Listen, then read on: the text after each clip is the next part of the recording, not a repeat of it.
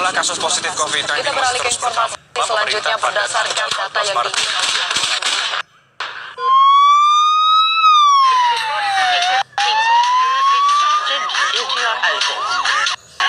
They are Gryffindor, Hufflepuff, Ravenclaw, and Slytherin.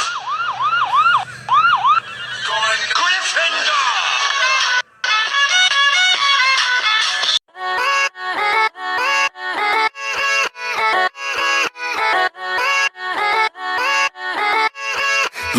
Yeah, let's go. I ain't the first with the curse, with the thirst that I wanna be better now. Assalamualaikum warahmatullahi wabarakatuh. Perkenalkan, nama saya Lulu Sabrina dan Go kawan far, man, saya listen to my Iwanira. words. Gonna be a star, a blur when you're working this hard.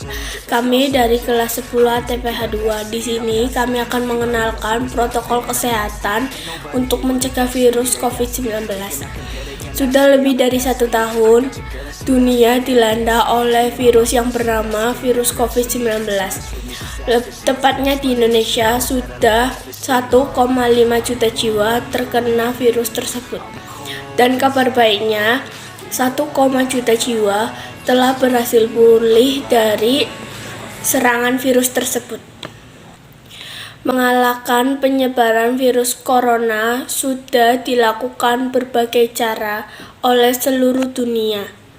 Namun, upaya terus dilakukan oleh semua dunia mengalami cobaan yang bertubi-tubi. Di beberapa negara termasuk Indonesia memiliki pedoman untuk menghadapi virus corona. Di negara kita dikenal dengan sebutan 5M. Yang pertama yaitu mencuci tangan. Rutin mencuci tangan hingga bersih adalah salah satu protokol kesehatan yang cukup efektif untuk mencegah penularan virus corona. Untuk hasil yang maksimal, kamu disarankan untuk mencuci tangan setidaknya selama 20 detik. Beberapa kali sehari, terutama pada saat sebelum masak atau makan. Yang kedua, menggunakan kamar mandi. Yang ketiga, setelah menutup hidung saat batuk atau bersin. Untuk membunuh virus-virus dan kuman-kuman lainnya, gunakan sabun dan air pembersih tangan dengan alkohol setidaknya dengan kadar 60% atau dikenal dengan hand sanitizer. Yang kedua, memakai masker. Pakaian masker wajah adalah salah satu yang direkomendasikan untuk mengurangi resiko penularan virus corona penyebab COVID-19. Seperti diketahui, penyakit yang disebabkan oleh virus corona ini bisa menular melalui droplet dan juga udara. Oleh karena itu, memakai masker menjadi salah satu cara mencegah yang dianjurkan berbagai lembaga kesehatan. Yang ketiga, menjaga jarak. Protokol kesehatan lainnya yang perlu dipatuhi adalah menjaga jarak. Protokol kesehatan ini dimuat dalam keputusan Menteri Kesehatan Republik Indonesia dalam protokol kesehatan bagi masyarakat di tempat dan fasilitas umum dalam rangka pencegahan dan pengendalian COVID-19. Di sana disebutkan kita harus menjaga jarak minimal 1 meter dengan orang lain untuk menghindari terkena droplet dari orang yang berbicara, batuk, atau bersin, serta menghindari kerumunan, keramaian, dan berdesakan. Bila tidak mungkin untuk melakukan jaga jarak, maka dapat dilakukan berbagai rekayasa administrasi dan teknis lainnya.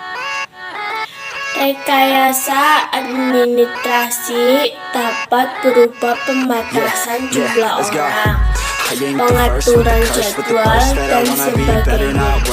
Sedangkan rekayasa teknis antara lain dapat berupa pembuatan partisi, pengaturan jalur masuk dan keluar, dan sebagainya.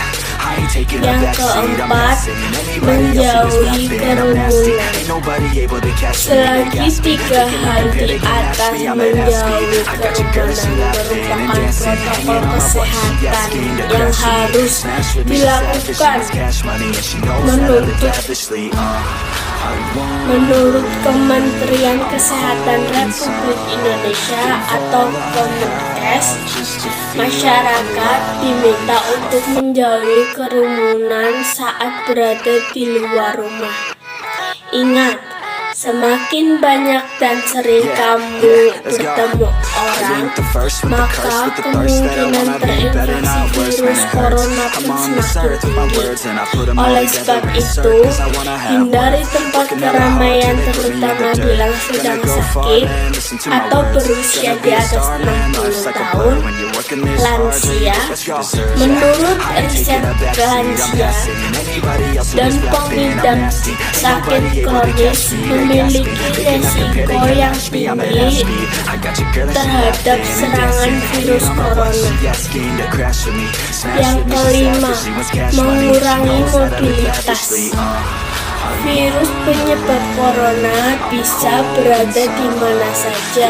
Jadi, semakin banyak dirimu menghabiskan waktu di luar rumah, maka semakin tinggi pula terpapar virus jahat ini. Oleh karena itu, bila tidak ada keperluan yang mendesak, tetaplah berada di rumah. Menurut Kemenkes, meski sehat dan tidak ada gejala penyakit, belum tentu dirimu pulang ke rumah dengan keadaan yang masih sama.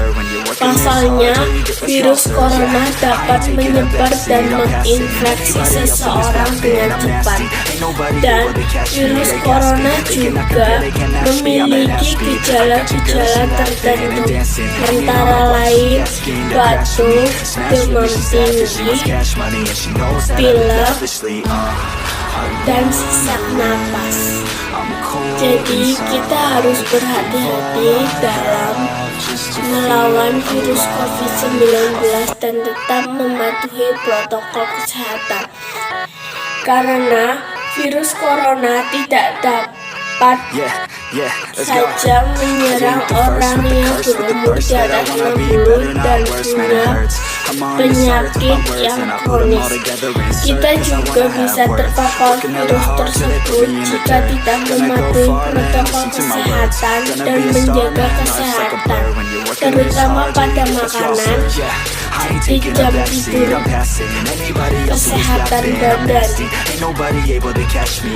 Orang yang terkena virus corona ada juga yang tidak mempunyai gejala.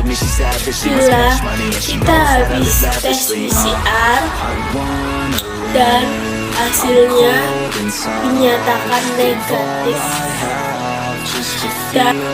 dan pada sekarang pemerintah sedang menggerakkan agar masyarakat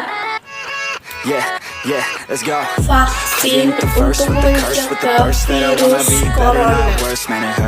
Kegiatan vaksinasi tersebut tidak menjamin pasti kita tidak terkena virus tersebut, karena vaksin tersebut dapat menambah imun yang ada di dalam tubuh kita.